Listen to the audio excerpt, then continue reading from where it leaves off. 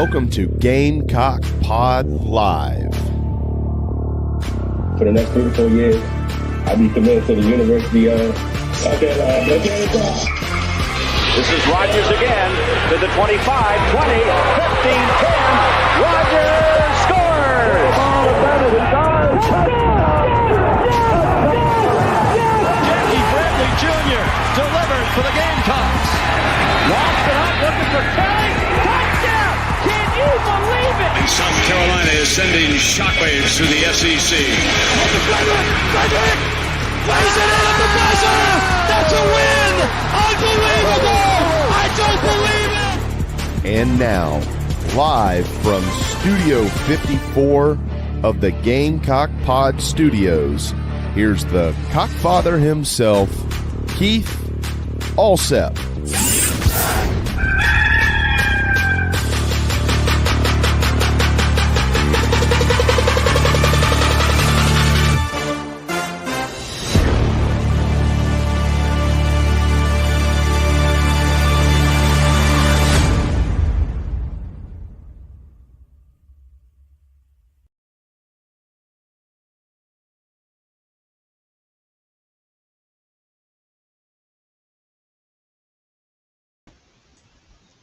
All right, everybody, welcome into Gamecock Pod Live for National Signing Day. It used to be a huge day of the year, Alex Jones. Now everybody gets to sleep late. Nobody's, there's no weeping and wailing and gnashing of teeth, and most college coaches are able to sleep like a baby tonight because they've already got their signing class and their portal class wrapped up. Today is Wednesday, February the 4th. This is episode 1945, brought to you by the award-winning full-service catering company servicing the greater Charlotte area. Nana's Porch is your go-to for all your catering needs. More on them later. We're going to maximize our time with our good friend from thebigspur.com, Alex Jones. Alex, welcome in. And just a little bit away from Shane Beamer having a press conference, I'm assuming, to talk about his transfer portal class. Tell me how you've been doing, what's been going on at thebigspur.com. Yeah, it feels a little weird, again, not to have much recruiting to talk about on a national signing day. I mean, South Carolina's pretty much done with that class, the 2026 class. So I think a lot of the talk today from Shane Beamer's press conference is going to be about transfer portal and everything they did from an O-line standpoint, D-line, all those different positions. So really interested to hear what he has to say today. So, I mean, normally it would be huge news if the Gamecocks were signing an Under Armour All-American today, but that is long snapper Matthew O, as in, oh yeah, from Buford High School in Georgia, 5'10", 220. I mean, I think this position is critical. I think we've seen South Carolina try to reach their ideal numbers at each position. We'll go down through the list, but just your thoughts on how Shane Beamer and staff are trying to maximize the new scholarship rule to where they can go up to 100 or exceed 85. I don't think they're going to 105, but they're certainly going higher than 85. How do you evaluate how they've gone about doing that and meeting their needs at, it seems like, every position to me except tight end? I mean, we can talk about that later, but just your general overall thoughts.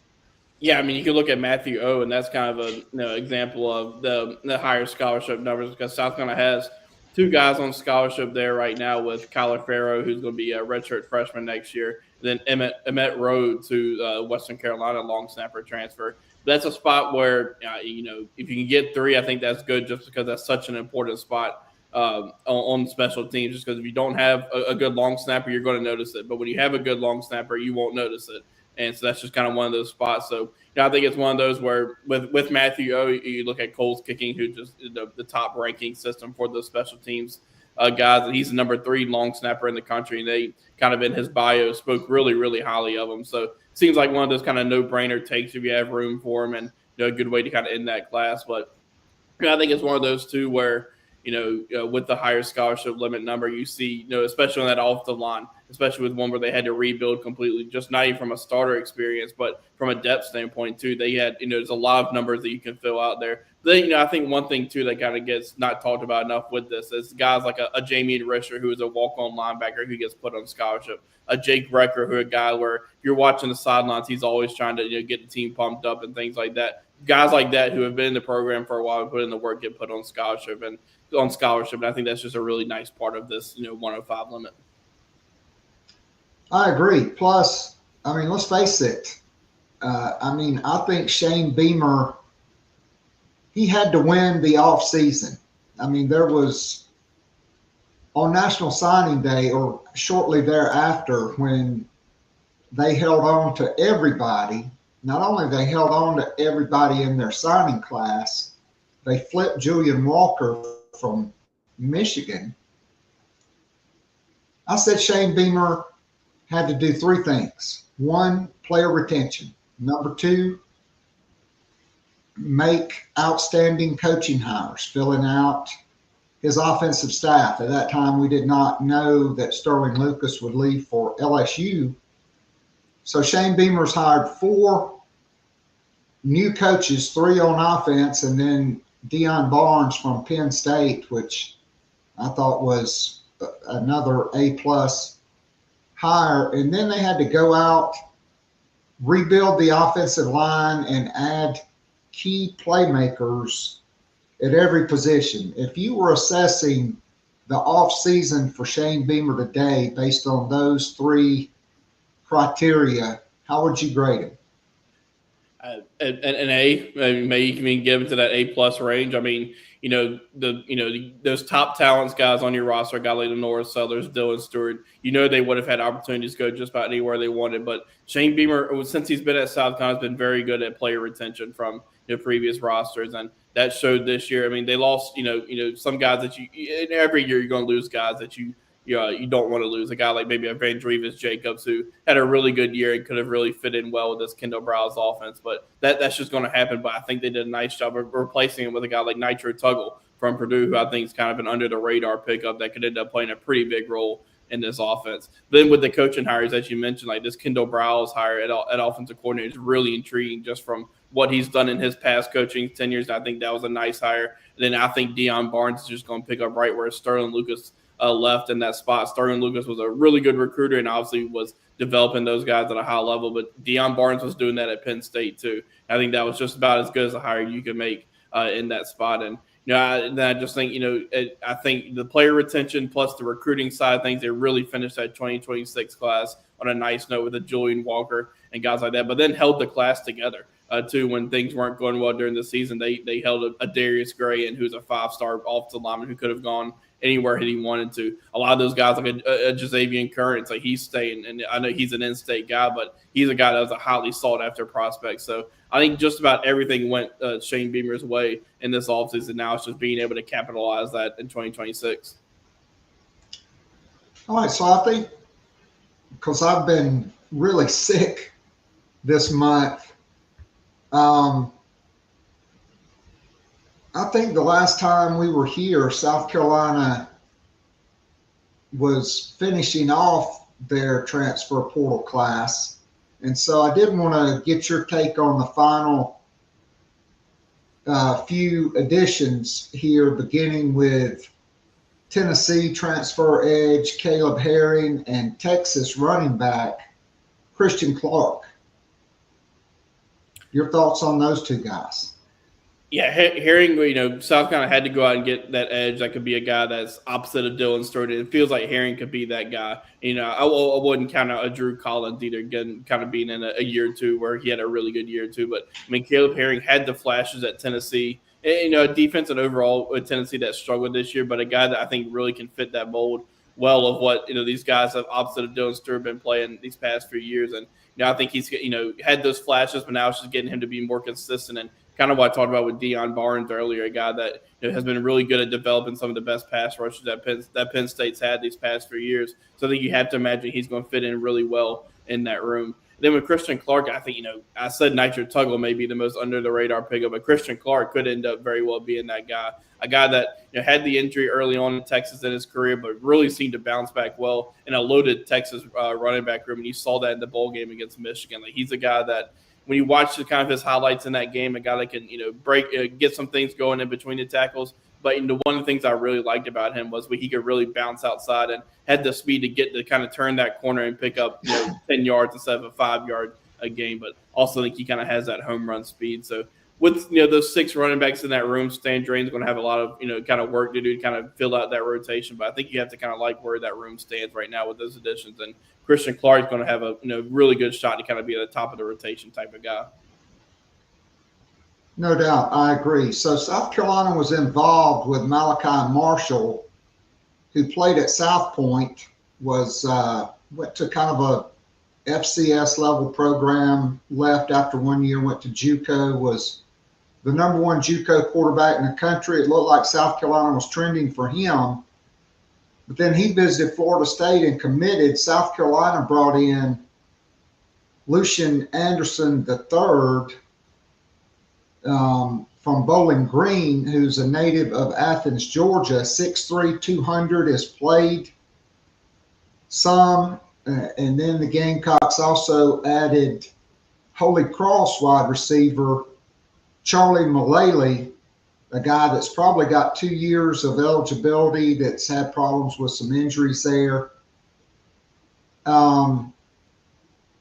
Let's talk about those 2 guys and Armando Neves, 6'7", 315 from New Mexico State. He's kind of intriguing to me, Alex, because it seems like he played 4 games at junior college and then spent 1 year at New Mexico State. And he started at right tackle, 6'7", 315.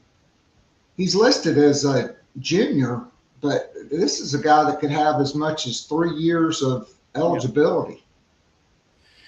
Yeah, we'll start with him. He's a guy that, you mentioned a multi-game starter this past year at New Mexico State, and a guy that, that's just a spot that at tackle you can't really have enough starter types or depth just because that's such an important spot. But that's experience is one thing that South kind of really wanted to add on that and the offensive line through the transfer portal. And he kind of fits right into that mold with his junior college experience plus his experience this past year. So I imagine he's going to be kind of right in that mix to start. And, there's going to be some battles there at that tackle spot with obviously Jacarius Peak being one of those guys, does a Emmanuel Poku type of guy, does Kojo Poku, does he see a guy that kind of slide that to the tackle spot. Then you got Josiah Thompson too coming back. You see a guy that kind of works in that, Jacarius Peaks at that left tackle spot, does a Josiah Thompson kind of work at that right tackle spot. But, Armando Neves is going to be kind of right in there as well. With Lucian Anderson, when South Carolina lost Aaron Nolan, they had to add, one more quarterback into that room just because then you're kind of rolling with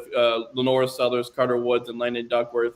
And then, Duckworth and Cutter Woods just don't have all that much experience behind Lenora Sellers. So getting a guy who I think can kind of, from a fit standpoint, fits a little bit of what Ken O'Brien wants to do at that quarterback spot. Now it's just kind of developing him and kind of behind Lenora Sellers, and it's going to be kind of a battle there for that quarterback 2 spot between those 3 guys. And then who was the other one?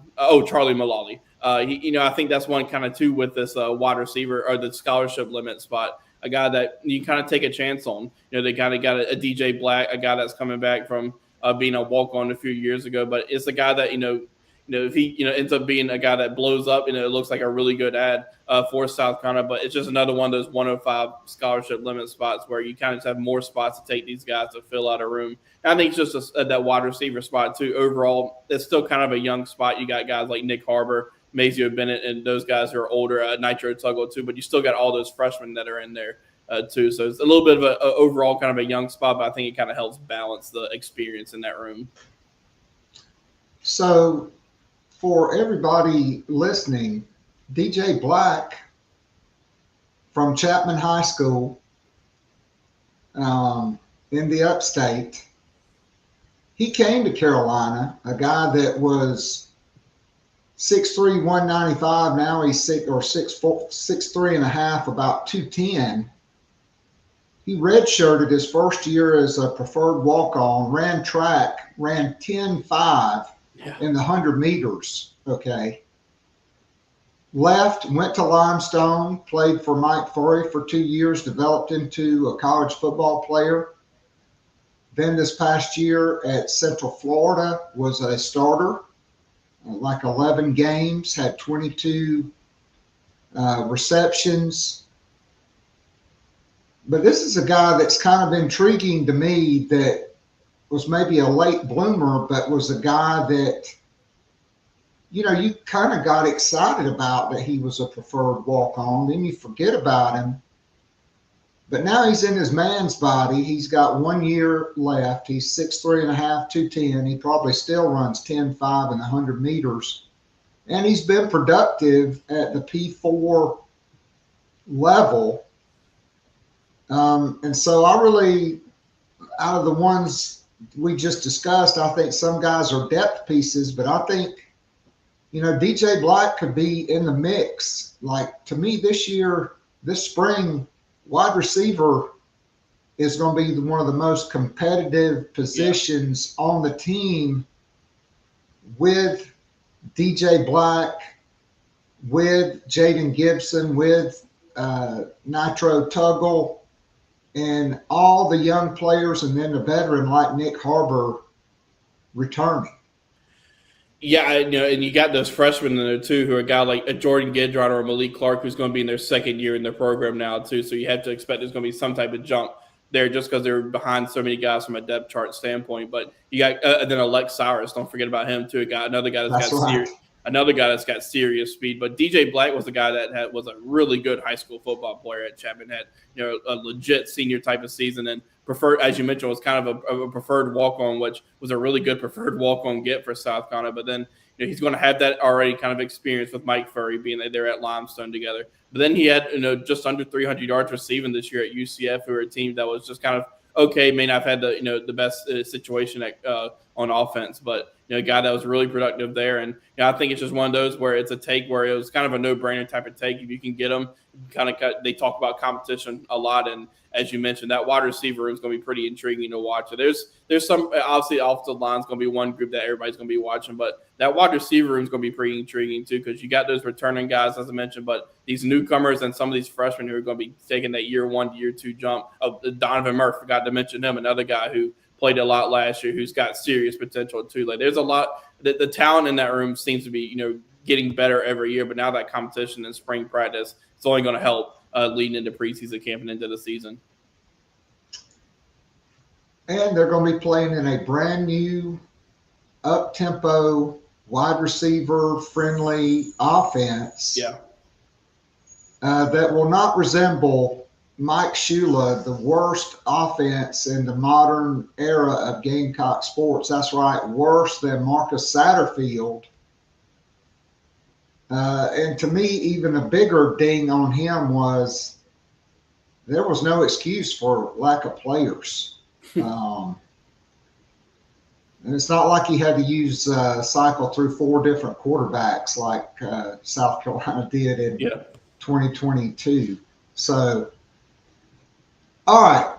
The last 2 guys we have not mentioned, tight end Max Drag, who I think is just an inline blocker. He's not been very productive as a pass receiver, and,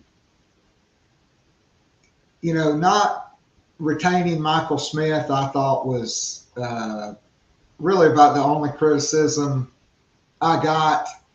But you add Max Drag, and then not a lot of people are talking about him because he was the final offensive line pickup. Ubedike Nabugu from Missouri State, 6'3", 315. He's played center, guard, and tackle, and he was the highest graded offensive tackle in the Sun Belt as far as pass blocking, and was the highest rated tackle overall. I think this is a guy that was a sneaky good pickup late here. And I'm going to go through kind of some of the positions, but this guy's like probably in my top 3 or 4 on the offensive line in the portal pickups. Your take on him and Max Drag? Yeah, with Nwogu and some of those other really a lot of those other offensive linemen, I think, I mentioned earlier the experience stands up, but also the versatility. Some of these guys like him, he can play inside and outside. He did it this past year at Missouri State, played both some guard and some tackle. And you need that on your roster just because of how beat up that spot can get. We've seen it at South Carolina, but guys that can play both a guard or a tackle or a guard or a center type of thing. And you mentioned his PFF kind of ranking. He was highly ranked in the Sun Belt, and that's something that stands out. And now I think that's his versatility is something that's going to help South Carolina. But now I think you can almost I'm not going to say pencil him in, but he's got a really good shot to be in that 2 deep for South Carolina. Along with some of these other guys they picked up. And then with Max Drag, he's the one that I think you kind of hit the nail on the head. A guy that's they kind of wanted that straight blocking type of tight end guy, and I think he kind of fits that mold. A guy that from Chapin, coming back home to South Carolina, started his career at App State. Played a year at UCF, and I think he's going to fit kind of what they want just from an inline blocking type of standpoint there. No doubt. So, look, at quarterback, everybody knows Lenore Sellers is going to be the starter. I really like Cutter Woods. It's gone back to ever since he enrolled. This guy's a winner at high school at Westside. Has come in and impressed. You hold on to Landon Duckworth, and you prevent Lane Kiffin, who recruited him hard at Ole Miss, from getting him at LSU. And we're talking about the top dual threat quarterback in the country coming in. All right, and then you add a depth piece in Lucian Anderson III, who is another dual threat guy. Cutter Woods is athletic enough to play in that system as well. So you got 4 quarterbacks. At running back, you added 3 guys to 3, I think, really good running backs. Jawan Howell, Matthew Fuller, and Isaiah Gustave. I think the 2 that I'm most looking forward to seeing is Christian Clark and Jabri Coleman, who played for Stan Drayton this year. Drayton called him special. He just needed to get a little bigger, stronger. But a guy that was super productive at a big-time high school program in Philadelphia. He's got really nice high school film. His film's really good. Yeah. Right. So you add playmakers, and Jaden Gibson. Yesterday Darren Usher said he called up Dylan Gabriel, who he had worked with. Shane Beamer at Oklahoma knew that guy, and they just said, before the injuries, he was a stud. You add Nitro Coleman, so I think you improve there. On the offensive line, to me, obviously, I'm intrigued the most by Jacarius Peak and Kojo Poku from East Carolina. I kind of think he's going to be a guard. Mm-hmm. And then Carter Miller, who's been a very dependable center and been very good in pass protection. And then, of course, as I said, I like Nwogu. To me, those are kind of the top 4. I'm not ruling anybody else. I'm just saying, to me, I really like those guys. This was a very offensive-heavy portal class. 17 of the 25 players from the portal, just 6 on defense, and then 2 on special teams. So we talked about the offensive line had to be rebuilt. You brought in 8 guys. You retained your 5-star tackle. I'm intrigued to see how it pans out. I wouldn't be surprised if Thompson played left tackle and Pete played right tackle, but I could clearly see it the other way as well. You know, you mentioned Drew Collins, who I like a lot, who is a younger player. They took an older player in Caleb Herring, who I think people need to not forget. When he signed with Tennessee out of high school, he only weighed 200 pounds. Yeah. Now he's almost 250 pounds, and he played his best in the biggest games. Look, nobody expected Kyle Kennard to be the Bronco Nagurski player, the SEC Defensive Player of the Year, but he was. But I think there's a lot of similarities between these two guys who've shown flashes. Now it's time to go the next level, be consistent, and then go to the NFL. So I like that. Two true defensive tackles. I think Tomiwa Dirojaye, who South Carolina recruited out of high school, was third team All Big Ten at Illinois. He's a guy that's got a shot to start. You had him, Troy Pikes, Gabriel Brownlow, Dindy. Those are three starting caliber guys. And then, you know, Jordan Thomas is a young guy South Carolina loved out of high school. He went to Georgia. He's been coached up by Trey Scott. I like him. Then you add the hybrid defensive lineman in Kelby Collins. Talk about these other guys outside of Herring and Collins at defensive end, particularly Jordan Thomas and Dirojaye, and then the hybrid guy in Kelby Collins, who could play a lot like a Tonka Hemingway, play end in a three-man front, even against running teams in a four-man front, and then slide inside on passing downs.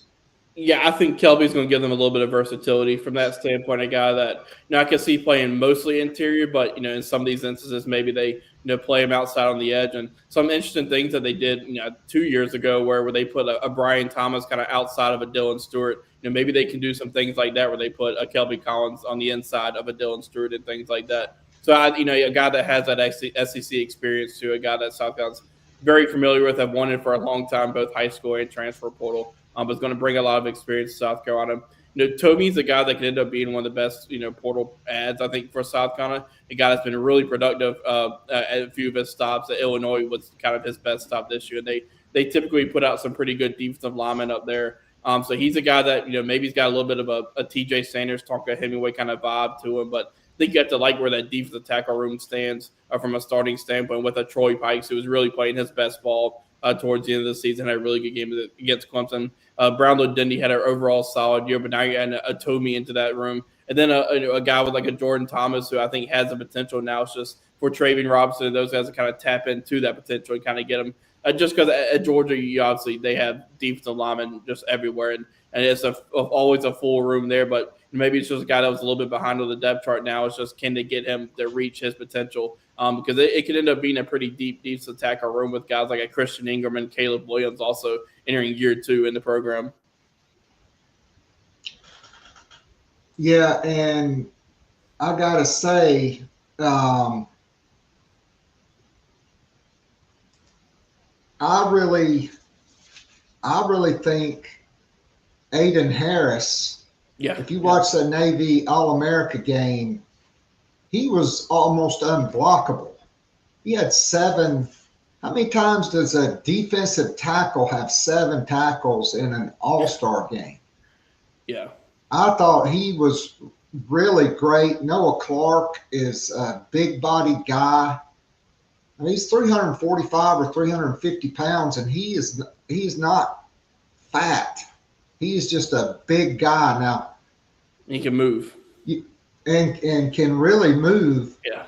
You know, you redistribute that, drop some of the body fat, increase the muscle mass there. He could really be a big run stopper. And then, like you said, Christian Ingram, you beat Southern Cal and Michigan for this guy.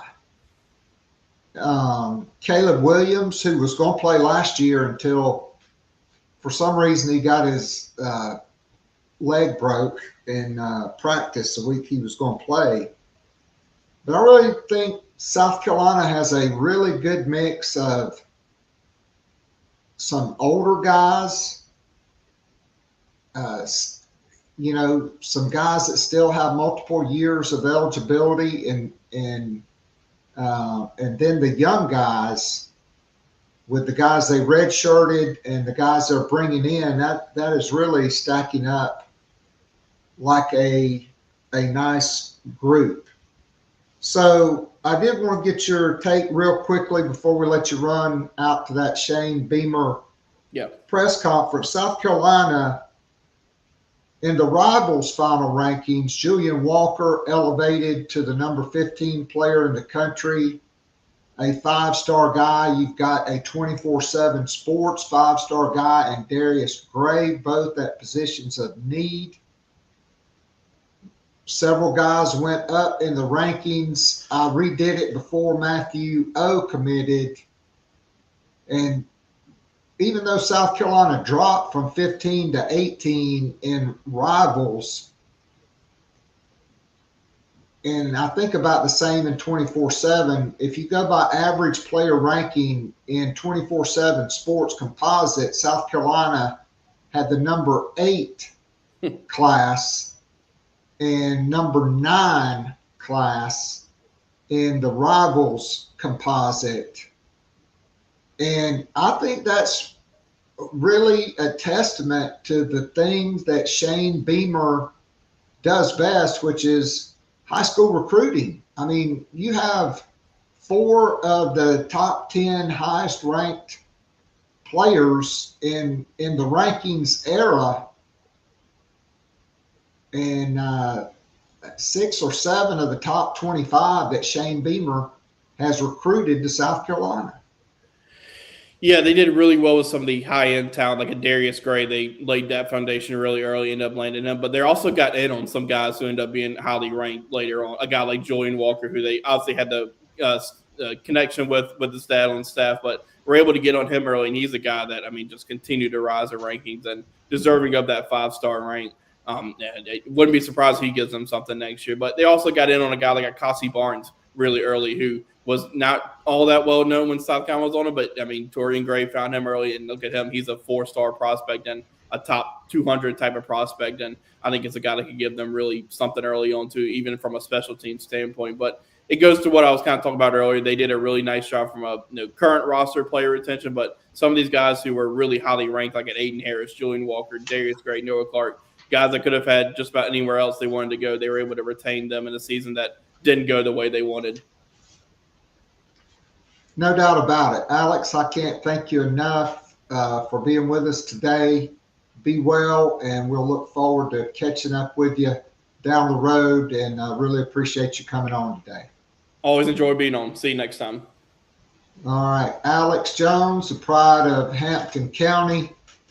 Great stuff as always. So Michael Sauls is going to be just a few minutes later than we thought. So that's going to let me tell you more about my good friend Chris Payne at Nana's Porch, the award-winning full-service catering company servicing the greater Charlotte area. Nana's Porch is your go-to for all your catering needs, whether it's a banquet, a wedding, a corporate event, a rehearsal dinner, a wedding anniversary, birthday, graduation, or engagement party.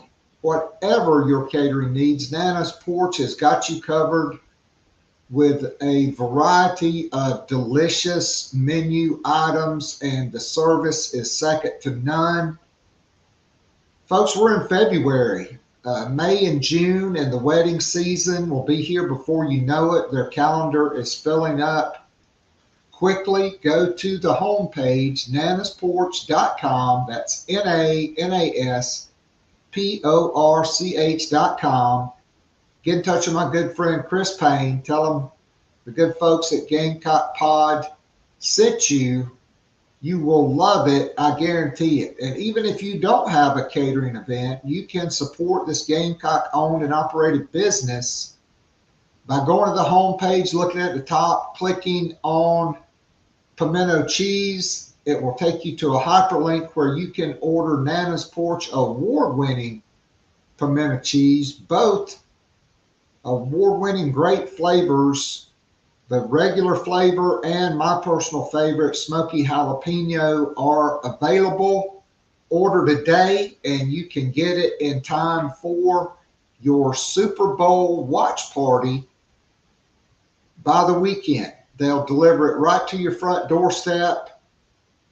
Checkout is simple, safe, and secure. It's easy to order, easy to check out, and secure, and they deliver it right to your front porch. Nana's Porch, award-winning pimento cheese. You will love it. I guarantee it. So when I go back and look at this high school class, if you take ESPN rankings, 24/7 sports rankings, and Rivals rankings, South Carolina, of the 16 players committed before the long snapper, 13 players were ranked either 4 or 5 stars by at least one of the 3 major recruiting ranking services. 13 out of 16. And in the composites, you had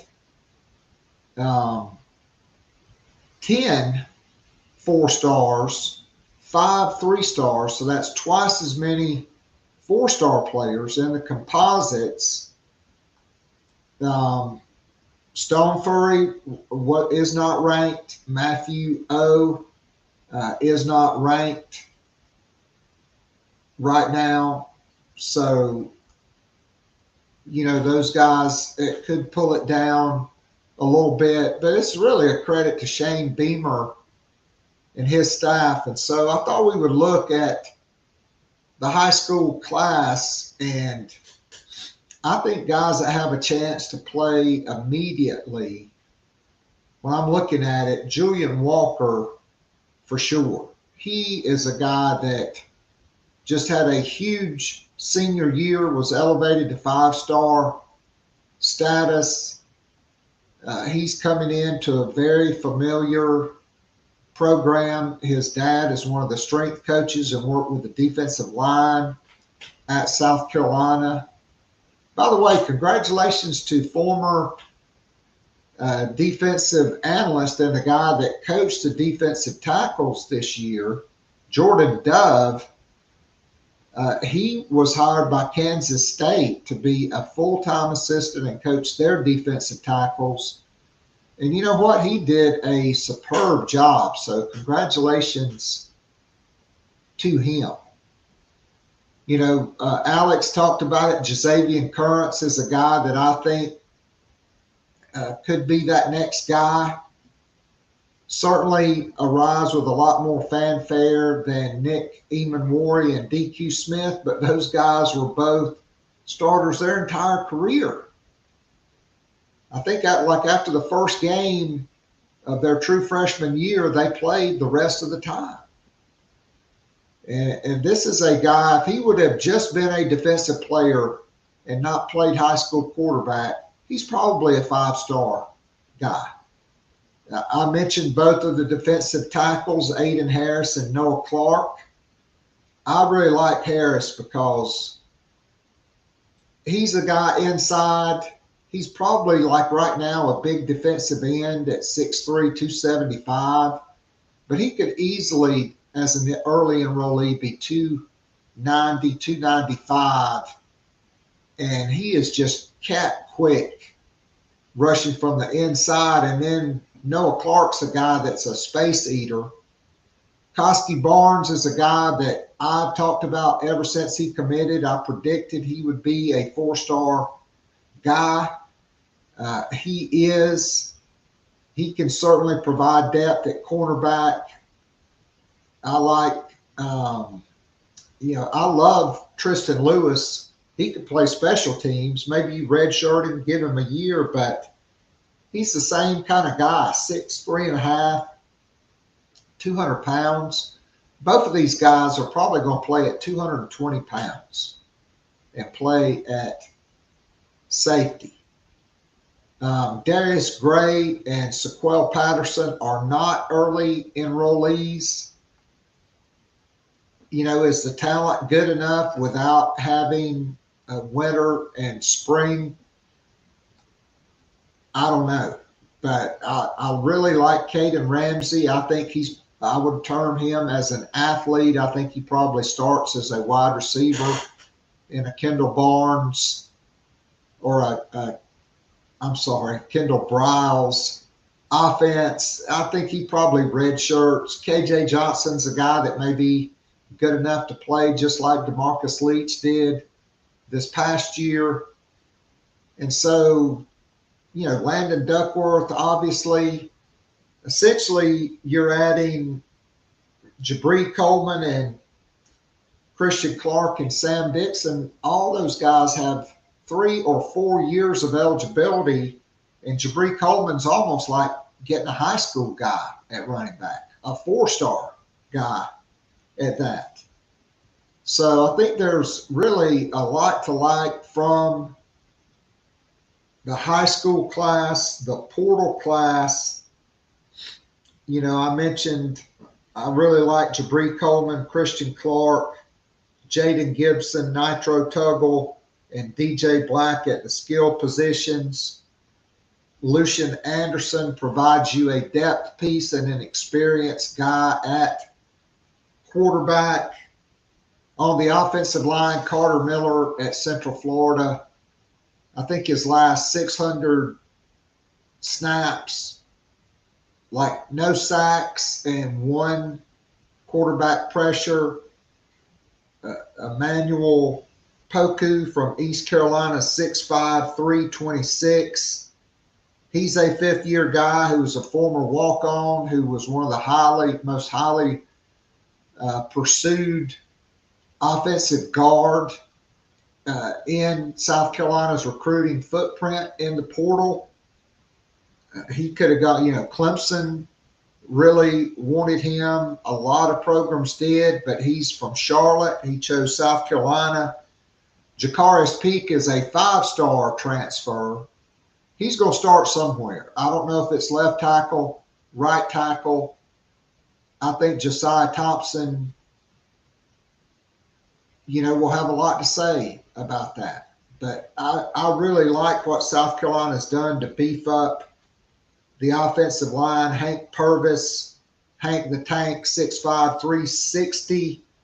Dane Arnett, who's a 3-time national champion at the Division II level, 6'5", 305. Seth Smith, 6'6", 300. Started 26 straight games at Northern Arizona. And then the last 2 guys, Armando Nieves, 6'7", 315, and then Ebubedike Nabugu, 6'3", 315 from Missouri State. I love them. The defensive staff returned a lot of players, young players at that edge position. Anthony Addison is a guy. Jaquavius Dodd is a guy to really like there with the young guys. Drew Collins coming in. Caleb Herring. You've got Dylan Stewart still there. Desmond Umeozulu goes to Alabama because their roster got poached in the portal, but you replace him with a much more productive guy in Caleb Herring.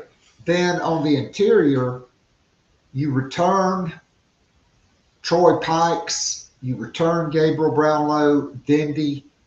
You add another very experienced guy in Tomiwa DeRozier, a big guy, 6'5", 300, could really be disruptive in there because he's a former defensive end. I really like him, and Dindy and Pikes as a three-man rotation, and then you figure out who 4 and 5 are. There's a lot of options there. Kelby Collins can play in there. Jordan Thomas can play in there. They're very high on him. And then Quaysheed Scott at nickel, I think he could slide right in, but I think there'll be a lot of competition there with Jaquel Holman, maybe Kelvin Harris, maybe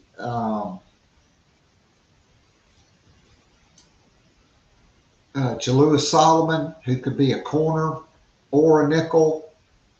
I just think there's a lot of players there. And then finally, Shane Beamer and company added an experienced place kicker in Upton Bellenfont because, you know, he has not done it the last couple of years. It's probably cost Carolina at least one game both years, along with, you know, some careless turnovers and other things.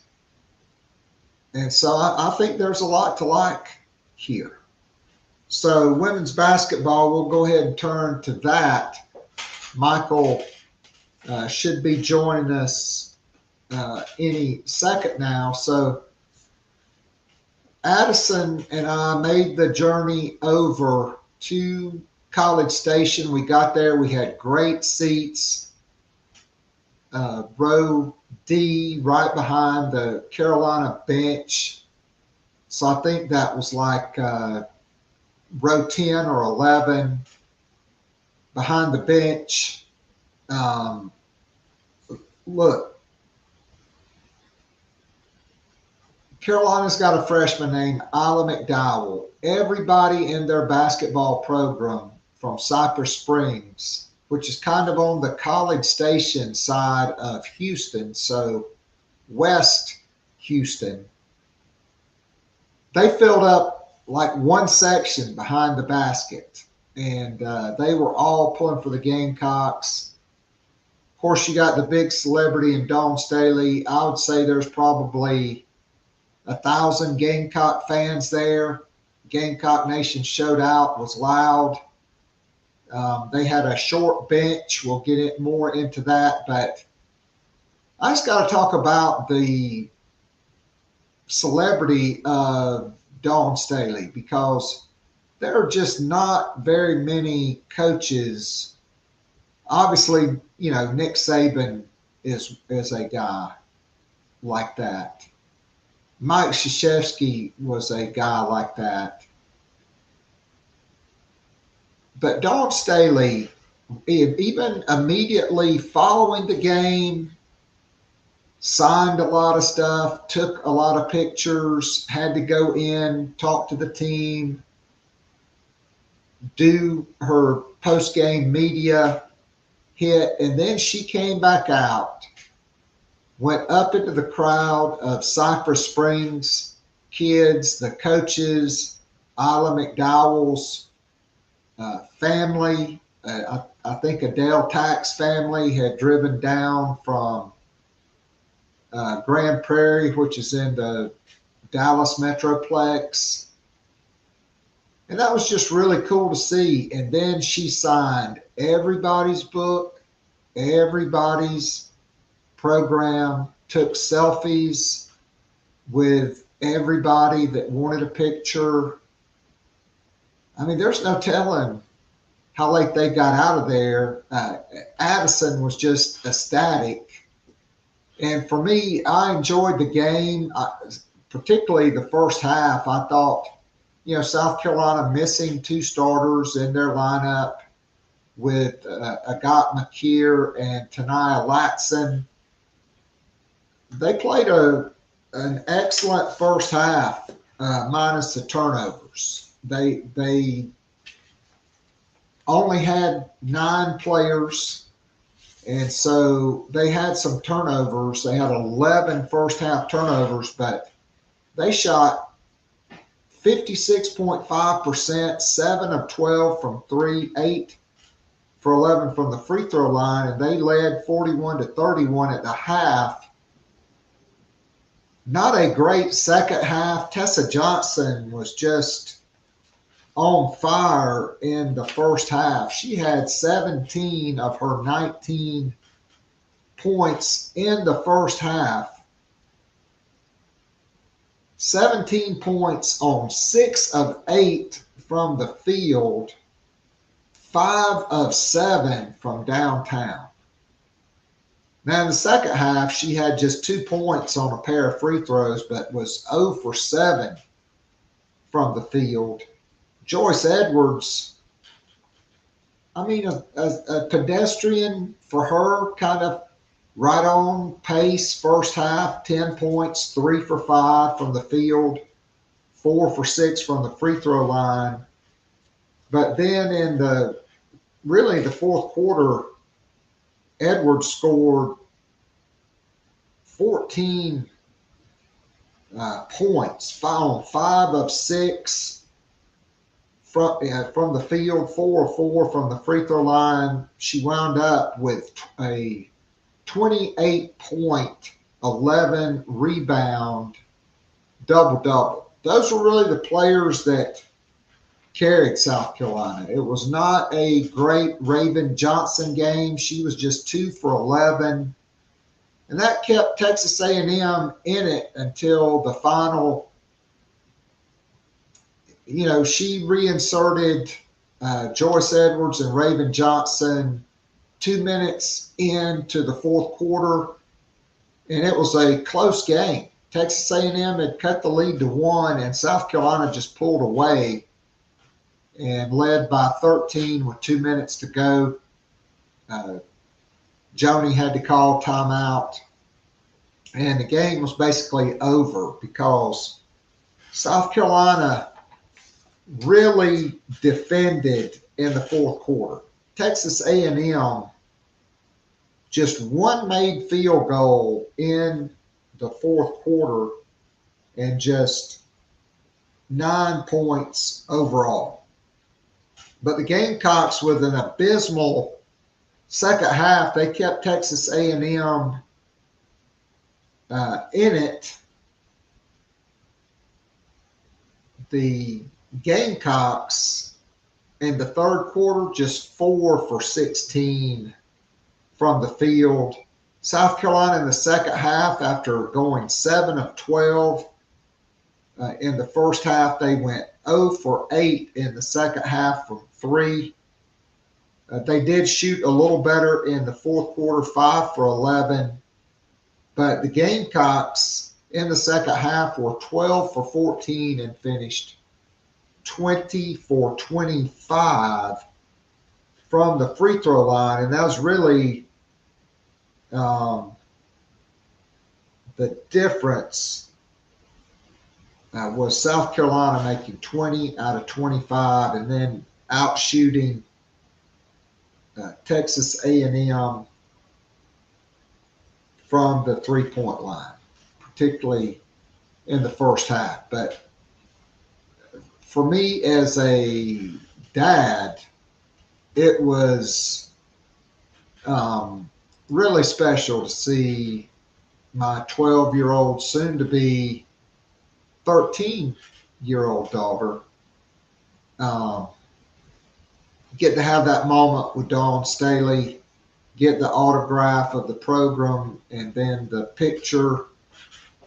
And she just had the biggest smile on her face. And all of you that are parents can understand that was better than being the game. I mean, I got a picture with Dawn Staley too, but that's not the first time. So, but for Addison, it's the first time since she was 3 years old. So, very exciting for that. Shane Beamer getting ready to meet with the media, I would like to add South Carolina, since they lost that 94-82 game to Oklahoma in overtime, where Aaliyah Chavez just went off, 5 for 5 from the field, 4 for 4 from 3, 2 for 2 from the free throw line, just in overtime. She beat South Carolina single-handedly. South Carolina's rebounded magnificently. They, played Vanderbilt. They went to a smaller lineup. They took Medina Okot out of the starting lineup, even though she was leading the nation in double-doubles. She just really did not play well at Oklahoma at all. Neither did Tanaya Latson. Then the Gamecocks played 20-0 Vanderbilt, who was ranked number 4, number 5, blew them out 103-74.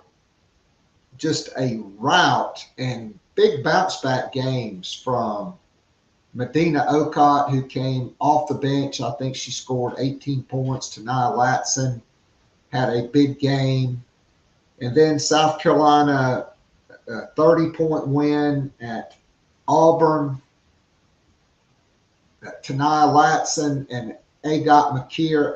Tanaya Latson has not played in the last 2 games, really 2.5 games. She didn't play the second half. She did against Vanderbilt. Maybe it was Auburn. She played the first half. She was sick, did not play in that second half. Agot McKeer was injured in the first quarter. She did not play in the second half, and then they both missed the Texas A&M game. But South Carolina right now ranked number 3 nationally, 22-2. They are 8-1 in the Southeastern Conference, and you've got the biggest week of the season coming up. South Carolina, they host Mississippi State on Thursday. They cannot take them lightly. Mississippi State went to Tennessee and dominated the Vols, handing them their first SEC loss. But then we saw on Sunday, Tennessee, they played even with UConn for a half. South Carolina will host Tennessee on Sunday at 3:30 on ABC. No midweek game. And then Saturday, Valentine's Day, that night, 8:30 Eastern, 7:30 Central on ABC. South Carolina takes on LSU, who really has their stuff together and are playing their best basketball of the season. If South Carolina can get through this week undefeated, they should capture the regular season crown. If they lose, it's going to come down to tiebreakers. And if you have a bunch of 2-loss teams, LSU might get it because they would have a win over South Carolina. So certainly a big week of women's basketball coming up. I'll be back tomorrow on Gamecock Pod Daily.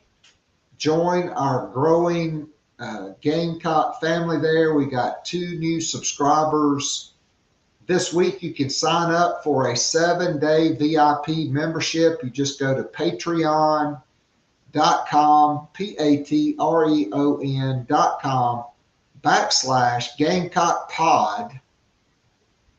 And you can sign up. You can get 7 days for free. You can join the Garnet and Black Town Hall, which is a weekly interactive Zoom call on Tuesday nights from 8 to 9 o'clock Eastern Time. Really a lot of fun and a lot of familiar faces. We've been doing this since 2019, and here is Michael Sauls. We'll bring him in for a few minutes. I hope you got a hall pass. Just kidding. I know work just gets in the way of podcasting sometimes. It really does. It really does.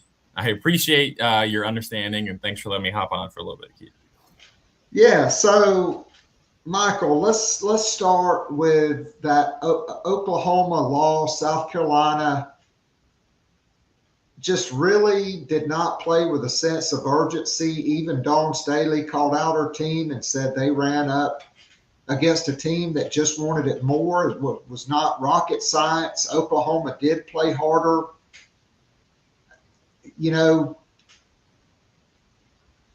I love Joyce Edwards. She's going to be an All-American. She's still not the best at figuring out when a double team is coming and what to do with it. I would have really liked to seen Raven Johnson. She was hot. I would have liked to seen her kept that ball coming off that double screen at the top. It really wasn't a horns look, but it kind of is because you have both bigs up above the three-point line. She deferred to Joyce, and South Carolina doesn't even get a shot there. I think even Dawn in the post game, which was on Zoom, by the way, just your thoughts on that and her explanation. I think she would have liked to seen Raven keep the ball and take that shot as well. Yeah, I mean, she said, Dawn said in the press conference, I can't remember if that was the next day or if it was the couple days later, because that game feels like a month ago now. But at the next local media availability, she said that, yeah, the plan was she wanted Raven to take the shot because Raven had made a couple shots there late, but Raven passed the ball and went to overtime, and then Aaliyah Chavez had the overtime period of a lifetime. Yes, she did. Her star was born that night. Like all the hype of her for most of her career being the number one ranked player in the class of 2025 was on full display. Yeah. 5 for 5 from the field, 4 for 4 from 3, 2 for 2 from the free throw line. She just took over. But then you knew what was going to happen. Dawn Staley, I'm sure, had harsh words for her team. And then you're facing 20-0, number 4, number 5, Vanderbilt. Shea Ralph doing a phenomenal rebuilding job there with, certainly the SEC's leading scorer in Michaela Blakes, who is a walking bucket getter. Talk about going to the smaller lineup after the poor performances. Well, also it didn't help that Tania Latson did not score a field goal, I don't think, until overtime. She was like Mr. First 10 shots. Medina Okot did not play well. Dawn Staley inserts Ogot McKeer, Gotti as they call her, and takes Medina Okot. So it's Agot McKeer. She took Medina Okot out of the lineup there. And South Carolina, they came out on fire. Their first 5 shots were layups, one off the jump ball. Tania Latson getting a couple of steals and really jumped on Vanderbilt before they knew what happened and end up winning. I mean, they led by 36 points, I think, when Dawn cleared the bench. Wound up winning 103-74. And great bounce-back games by Tania Latson and Medina Okot in that game. I mean, that was a really huge win, and to do it so convincingly as well. Your takes on that game? Yeah, I mean, that Vandy game was nuts. I kind of figured just with the way that Vanderbilt has played this year that it would be a little bit closer than it was. But I think a lot of us probably thought that. The small lineup was an interesting choice. I remember when it happened, I didn't even, the starters pop up on stat broadcast, and I tweeted out, and initially did not even realize that the lineup had been changed because I'm just so used to, I think I looked at it the other day. I think in the last, here it is. And since 2020, there's only been, outside of this season, there's only been one season where they haven't had, there's only been one season where they've gone over 3 starting lineups in the season. So it's like second nature to just quick put up the starters and just assume it's the same. So when that happened, I was like, oh dang. I think obviously you saw what Dawn intended it to be. After the game, she said it was to, put more pressure on defense and to space the floor on offense. And I think you saw the pressure on defense right away with the fact that McKeer, I think, had 2 steals in the first minute of the game. That went on a 9-0 run in less than a minute. And then obviously the offense was hitting on all cylinders throughout the entire game. So I think that worked against Vandy. Obviously, it worked for the first 4 minutes of the game against Auburn before McKeer got hurt. And so we'll see how it looks, over the next couple of however long that Latson and McKeer are out. But I'm interested. I would love to ask Medina about it next time we get her. Just what is, the psychological relief, I guess, from coming off of the bench? Because that was, Dawn said that was part of why they decided to bring her off the bench, was take a little pressure off of her. Something they said where during Asia's first year, Asia came off the bench for all but one game. So I'm interested to see, what, aside from the basketball, the pure X's and O's side of it, I'm interested to see how much of that, psychological relief, I guess, is the term I'm looking for, that coming off the bench really brings Medina. But I don't know, maybe she'll be getting that stress back if they're still down 2 starters in the next couple of games. Yeah, they need to get those guys back because I just don't think the level of confidence is there in the other bench players. McKeer is a freshman. She was a top 5 or 6 recruit. She got to start a few games when Tanaya Latson was out with the injury. I thought that's really helped her. But Tessa Johnson really picked it up after a couple of subpar games, beginning with the Vanderbilt game. For her, Latson 21 points, Tessa Johnson 20 points on just 12 field goal attempts, 4 of 7 from downtown. For her, South Carolina 10 of 17 from 3 in that Vanderbilt game. Then you go to Auburn, where now you're kind of short-handed. You're down 2 starters in your new lineup. After the first 3 minutes, when Agot McKeer took that hard fall, 3 minutes and 42 seconds into the game. But I think Maddie McDaniel, in these last 3 or 4 games, we've really started to see her building her confidence. Talk about the play of Maddie McDaniel off the bench at Auburn, probably her best game. She played right at 28 minutes, 3 for 3 from the field, 1 of 1 from the 3-point line, a perfect night, 2 for 2 from the free throw line, 6 assists, 4 steals. Auburn's not very good. South Carolina shorthanded, particularly in the second half, but it really allowed liberal minutes for everybody on the bench for South Carolina. And even the TV commentators mentioned, Dawn Staley's thinking about the postseason here. Yeah. She's thinking about the SEC tournament, the NCAA tournament, by giving these bench players, Isla McDowell, almost 25 minutes. Adele Tack, over 12 minutes. Turnabees, 10 minutes. Miriam Dowda, who was a perfect 8 for 8 from the free throw line, 15 and a half minutes. Just talk about Maddie and the liberal bench minutes in that game. Yeah, I mean, I'll just regurgitate what Don said. I mean, Maddie ran the show in the second half of that Auburn game. With just kind of the constant dealing with the injury bug all year or something or another where they, have had their full lineup or they haven't had everybody.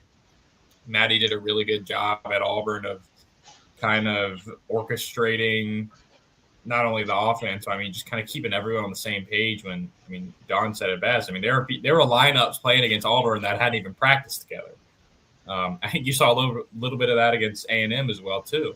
Maddie has provided such valuable minutes off the bench in these last, 3 or 4 games. I think once, South Carolina hit SEC play, her minutes have bumped up, her responsibility is bumped up off the bench. She wasn't the first person off the bench in non-conference play. Now she is. So she's been doing really good, and I wouldn't be surprised if McKeer and Latson can't go tomorrow against Mississippi State. Wouldn't be surprised if she's starting. She's proven that she might not be scoring lights out like crazy, but she's proven that she can help run things when Raven's not in or when Raven is in. And she can fill out the stat sheet in other ways. I would like to see her shoot a little bit more. She's a capable shooter. She proved that in the first half of the Auburn game. 9 points right away. And then I think she took maybe a shot or two for the rest of the game, and that was it. So I think she could probably help a little bit more in that regard. But I think what she's doing right now is exactly what South Carolina needs, and she needs to keep doing that.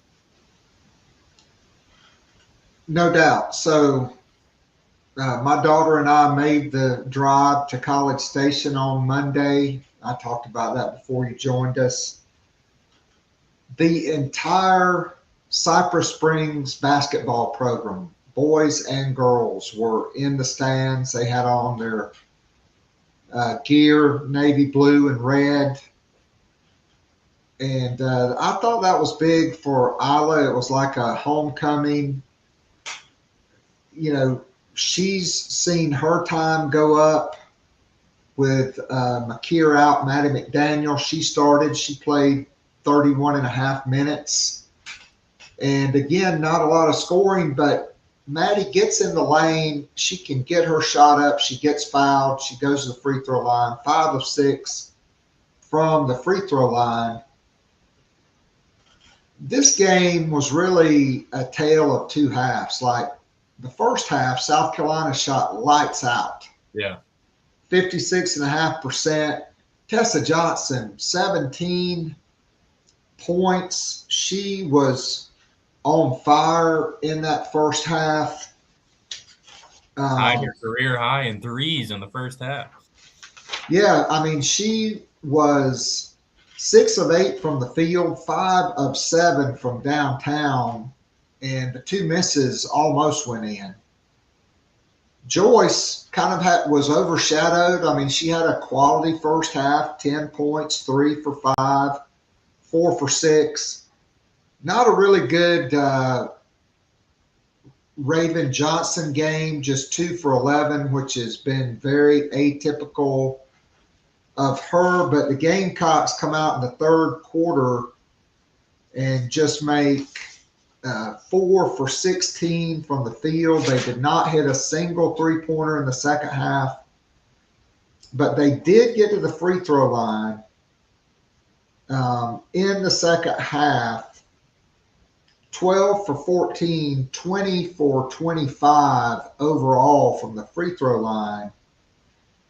And Texas A&M only made 1 field goal in the second half. Carolina led by 10 at the half. They moved it up to 16, and then it was down to 6. And then in the fourth quarter, it was down to 1.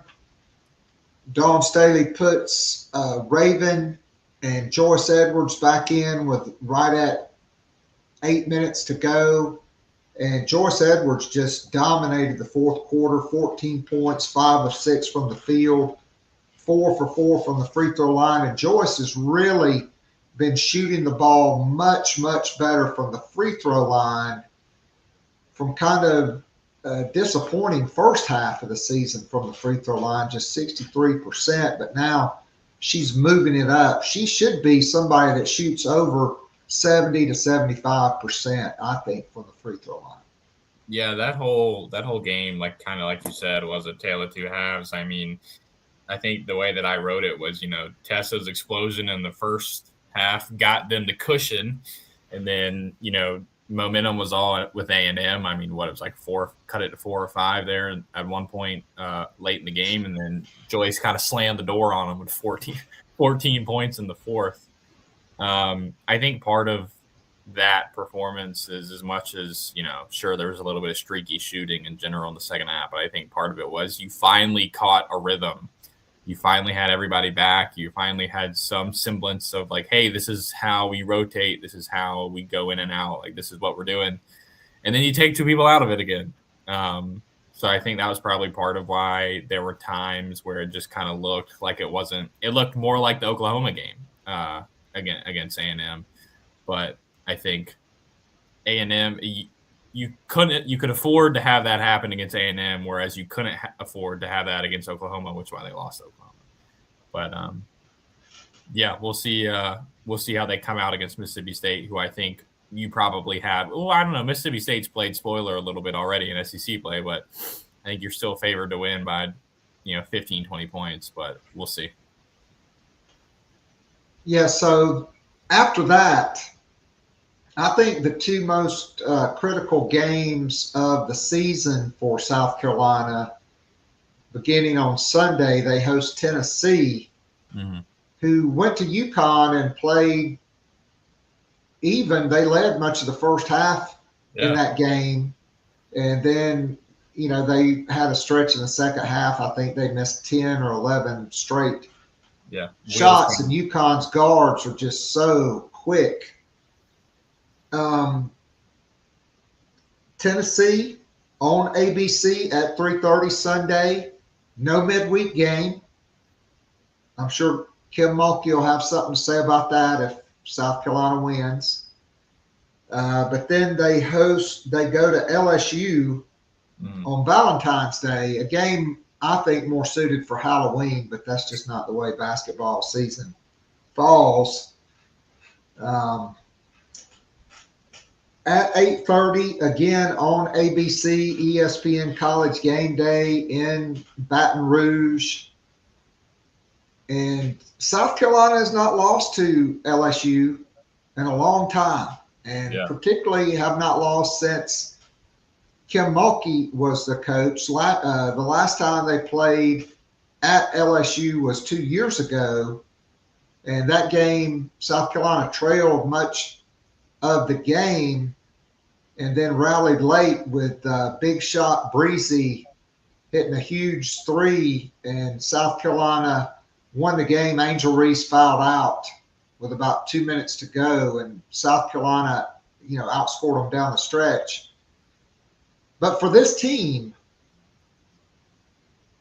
they cannot afford to not come with their A game, or they're going to be in a, if they lose, they're going to be bunched in with them, Texas, LSU, and Tennessee with like 2 SEC losses. These next 2 games beginning on Sunday and then Saturday on Valentine's Day, to me, determines seeding for the SEC tournament. Yeah, it absolutely does.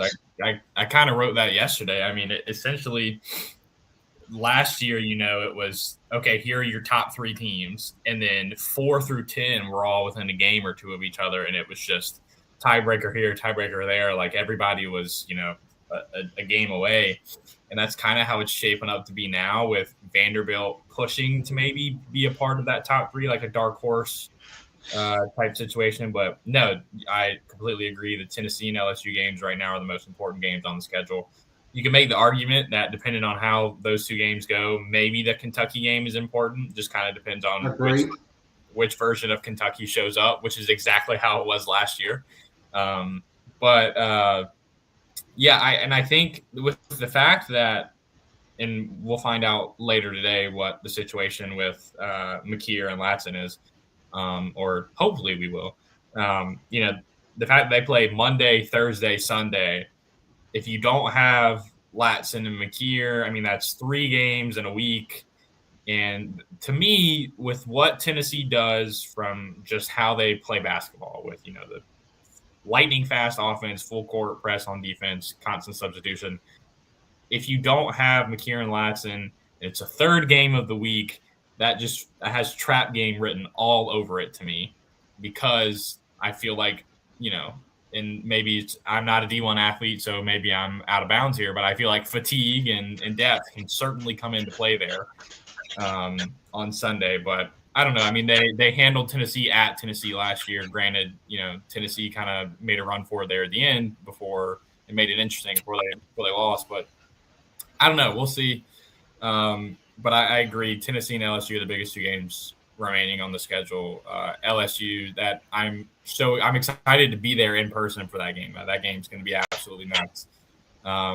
But these next those 2 games very much will determine how things are going to shake out with seeding and a whole bunch of stuff. You want to leg up over Tennessee, so that gives you a little bit of cushion if you do lose to LSU. But I imagine in an ideal world for Dawn Staley, she wins the remaining of the games in general.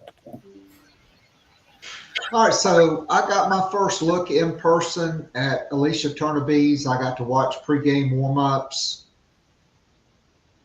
Very skilled. Like you can see the high ceiling. But I compare it to this. Like, she's an 18-year-old. She basically is like a mid-year enrollee in football, except she didn't have 8 months to get ready for the season. She goes right in like drinking water through a fire hose. But very lean, has got to get stronger. But, Michael, you can see the potential.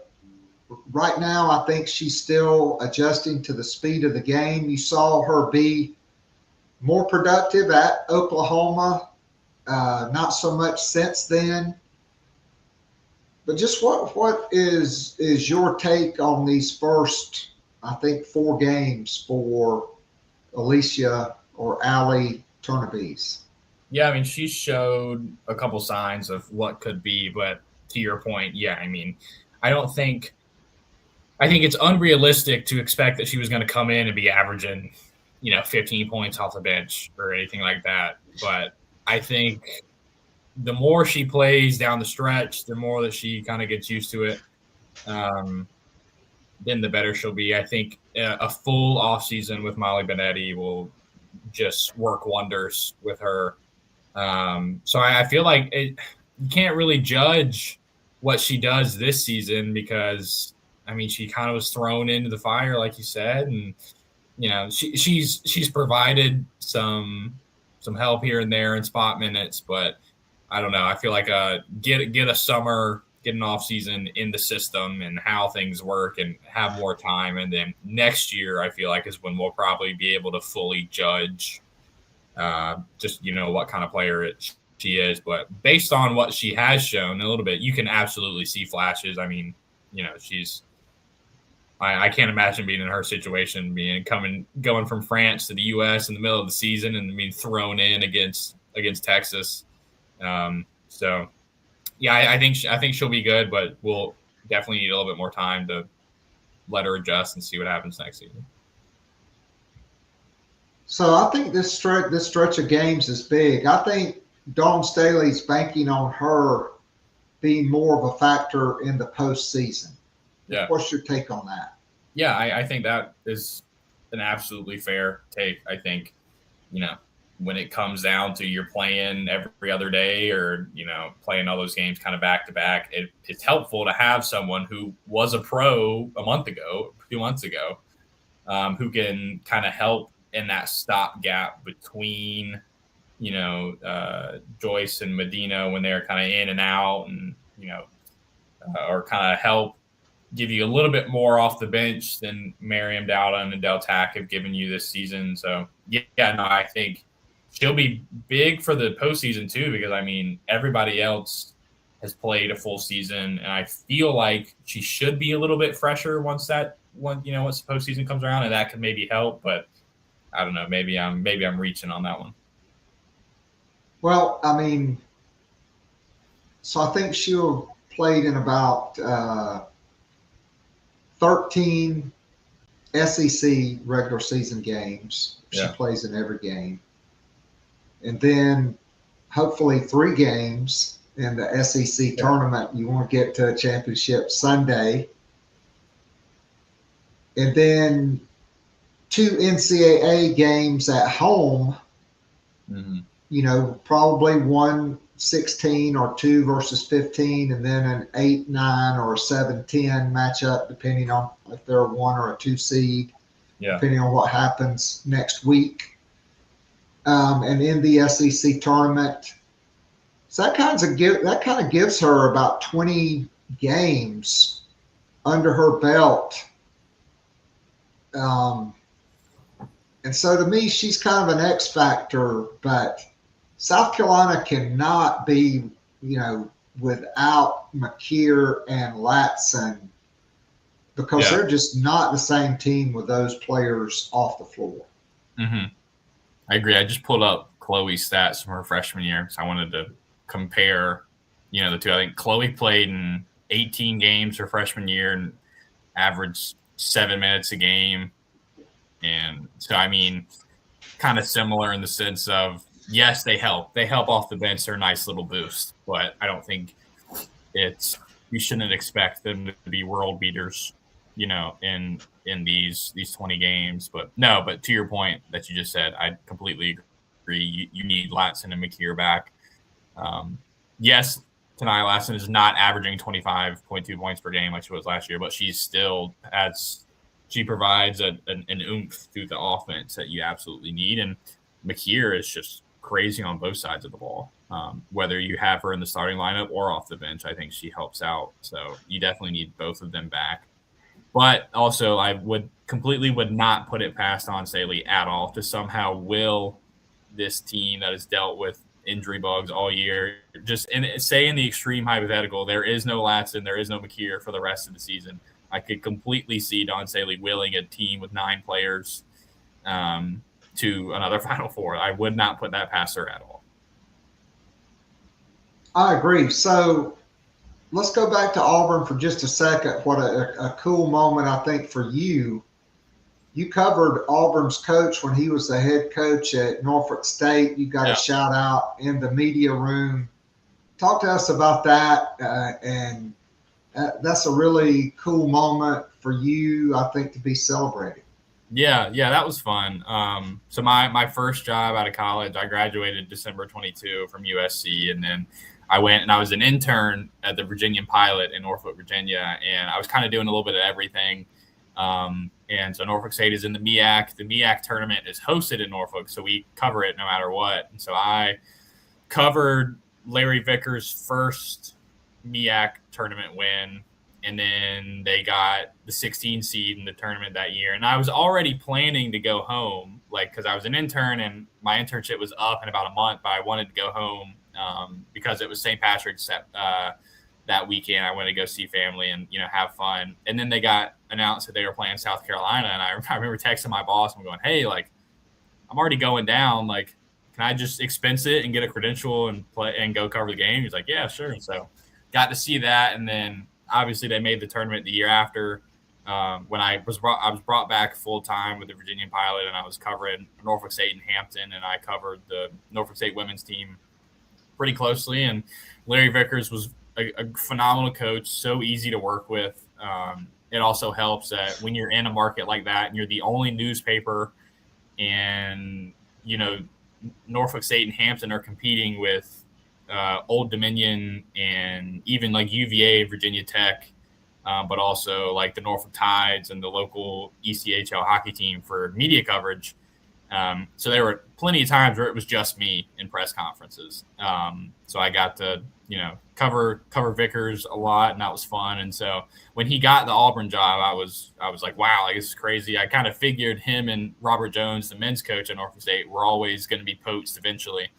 I admittedly did not think it would be by an SEC team right away. So I was like, wow, like that is a big swing from Auburn. Like, kudos to them for being willing to try that. And then, and I, in the post game, dapped up Larry Vickers. It was pretty cool. Just because it's one of those things where I'm like, is he going to remember who I am? Like, you see a lot of faces in your time as a coach, like, and I didn't want to, make it about me or put myself into it. But it was pretty cool that we had a nice little moment. And it was a nice full circle moment to, see him again, covering it, from covering him as a 16 seed against South Carolina to covering, him at Auburn while I'm, we both got promotions in our own way. Good stuff. Michael, I can't thank you enough for coming on. I really do appreciate it. And be well, safe travels to Baton Rouge. If you're staying in New Orleans, enjoy the food in the French Quarter. Yeah.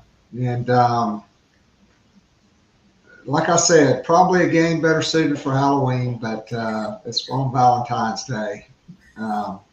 So enjoy. That's a game both teams circle on their schedule. Malaysia Full Wiley, I'm sure she's going to be really fired up for this game, but I think so will her former teammates. So we'll see how it shakes out. But be well, and we'll look forward to catching up with you down the road. I always appreciate you being gracious with your time and coming on. Yeah, thanks, Keith. Appreciate it. Have a good one. Yep. All right, so that is a wrap for me. We'll be back on Gamecock Pod daily tomorrow and Friday, and then Sunday morning during football season, we have the morning after podcast. Now, it's Sunday morning coffee talk where I do a little pod, 30 to 45 minutes, and pick out 2 or 3 things to talk about concerning the Gamecocks. One note I did not mention is we don't talk much men's basketball. Men dropped their 4th straight and 7 out of 8 last night here in Austin, losing to the Longhorns 84-75. Meechie Johnson, a career high 35 points, and he became the first Gamecock since Sendarius Thornwell in 2017 to have multiple 30-point games. And so I want to give a shout out to Meechie Johnson because this is really a bad roster, 14 new players. I think Lamont Paris is getting fired, maybe even before the end of this season. Currently, he is now 21-43 in SEC play in his career at South Carolina. But Meechie Johnson, his 2 seasons interrupted by probably what he would call a mistake, going back to Ohio State after the NCAA tournament team. This kid plays hard. He tries, and he is really a great kid. I got a friend of mine out in Franklin, Texas, which is right around College Station, who grew up in Lamar, grew up with John Abraham, Shane, and he hit me up before the men played at Texas A&M. I think that was on Saturday, and said, hey, do you have any connections with men's basketball? His son loves Meechie Johnson. It's his favorite player. And I said, I don't, but I said, after the game, just go down and behind the bench, and usually the players come back out to see family members after the game and just, see if asked somebody if they could get Michi to come over, maybe you get a picture or whatever. Well, Michi came over, took the time, talked to him, gave him his shoes from the game, and it just made the kids probably year. His favorite player doing that, giving him his game shoes. And, Michi Johnson last year on a team that didn't have a good record, but that lost a ton of very close games because their guard play stunk. You had Nick Pringle and Colin Murray-Boyles in the front court. That team could have maybe been a postseason team with Michi Johnson. But this year it's the front court, which is this is a Southern Conference roster, really, with the only two guys to me being Mongolian Mike and Michi, the M&Ms of the team. Mike and Michi. And it's really sad. He's going through his last year of college basketball, and the season's not going well, but that kid gives it everything he has for South Carolina basketball. And for me, he's going to go down as one of my all-time favorites just because of how hard he plays, the commitment, the attitude, the grace in which he carries himself, and how hard he plays on both ends of the floor. So big shout out to Michi Johnson to end the show. That will be a wrap for me. We'll be back. If you are watching on YouTube, give us a like, hit the subscribe button. We've doubled our subscribers since the Jersey Robinson and Alicia Turnaby's announcements right before Christmas. And we'd love to have you be a subscriber to the YouTube page. And if you want this podcast every single day, Monday through Friday, and on Sunday morning and Tuesday night for the town halls, which will soon be moving to Wednesday night to accommodate me umpiring high school baseball, patreon.com/Gamecock Pod. That's a wrap for me. Special thanks to Alex Jones and Michael Sauls, who jumped on late. This has been episode number 1945 of Gamecock Pod and Gamecock Pod Live and Gamecock Pod Daily. I am out of here. God bless. Go Gamecocks. And God bless America.